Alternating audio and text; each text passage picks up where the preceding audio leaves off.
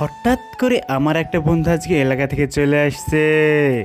আমার সেই বন্ধুকে নিয়ে হঠাৎ করে আমি বেরিয়ে পড়লাম রাজশাহী ঘোরার জন্য।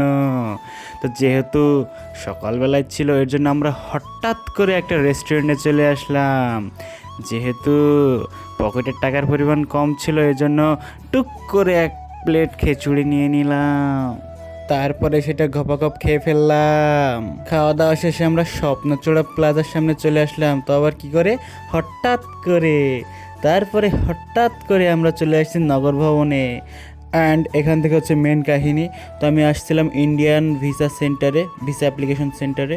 তো এখানে ইন্ডিয়ান ভিসা লাগানো হয়। তো এখানে হচ্ছে কোনো হেল্প সেন্টার কিংবা রিসেপশন কোনো একটা কিছু তো থাকা দরকার, তাই না?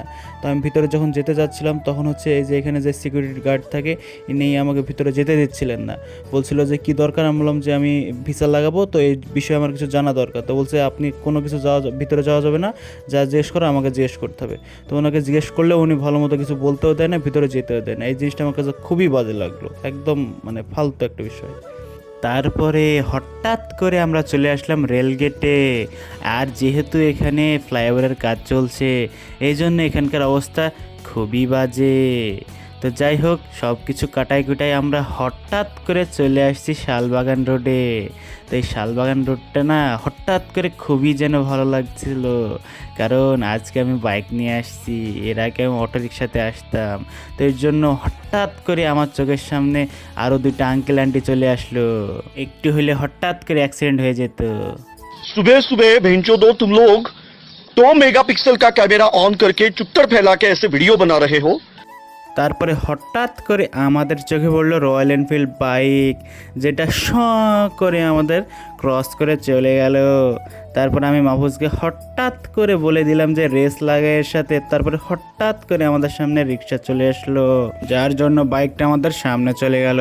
তারপরে এরা কারা, কোত্থেকে আসে এরা রাস্তার মাঝখানে? झुक के रहना पड़ेगा मेरे आगे, क्योंकि मैं अपने में खुद हीरो हूँ। তারপরে হঠাৎ করে আমরা একটা আঙ্কেলকে দেখি যে আমাদের কাণ্ড কারখানা দেখে ভয়ে পেছনে চলে যায়। दगड़दल्ली बच्चों के रंडवे ऐसे वीडियो बनाते हो तुम लोग।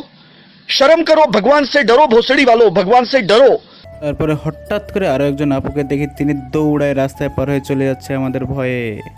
अच्छा, তারপরে আমরা বাইক নিয়ে যেতে যেতে হঠাৎ করে আমাদের সামনে আরো একজন ময়লা ফেলা মামা চলে আসে, যিনি রং রোড দিয়ে আমাদের দিকে ধেয়ে আসছিল।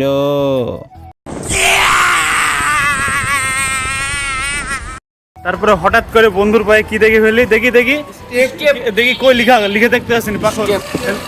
আরে খোল।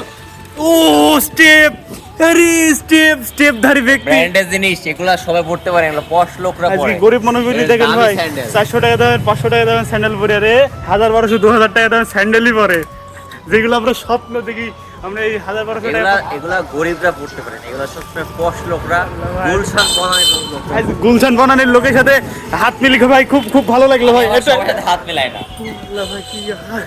তাহলে একটা স্টেপ কি নিয়ে আজ বন্ধুকে চিনছে না, একটা স্টেপ আজকে দুই বন্ধুর মাঝে বিচ্ছেদ সৃষ্টি করে ফেললো। This is from কি বলে এটা? থাইল্যান্ড। থাইল্যান্ড না। ইসফের উচ্ছ্বাস ব্র্যান্ড। অ্যাডলফ খান। সেটা কি ভাই? অ্যাডলফকে চিনো না, বাংলাদেশের উন্নতম পুরুষ। তারপরে হঠাৎ করে আমরা 3 বন্ধু বাইকে চড়ে আবারও ঘুরতে বেরোয় পড়লাম। আর ঘুরতে ঘুরতে হঠাৎ করে আমরা চলে আসছি রাজশাহী এয়ারপোর্টের সামনে। তারপরে হঠাৎ করে দেখি আমাদের রিফাত ভাই আমাদের জন্য চায়ের অর্ডার দিচ্ছে, তার সাথে ভালোবাসাও দিয়ে দিল। অ্যান্ড এখানে আমাদের মাহফুজ ভাই হঠাৎ করে খুবই হতাশ হয়ে পড়লেন। আমার মুখে কিন্তু একগাল হাসি। তারপরে হঠাৎ করে আমাদের চাওয়ালা মামা চাও বানাই ফেললেন। এই চাওয়ালা চলে আসছে, চা। Thank you this one. Oh sorry oh you take this one step. ও এখন হচ্ছে আমাদের চাওয়ালা দামি লোক হয়ে গেছে, এখন স্টেপ পরে চা খাচ্ছে। তারপরে হঠাৎ করে আমাদের ঘোরাঘুরিও শেষ হয়ে গেল, তার সাথে আজকে আমাদের হঠাৎ ব্লগটাও শেষ হয়ে গেল। তার এইদিকে হঠাৎ করে আবার মাহফুজও চলে গেল।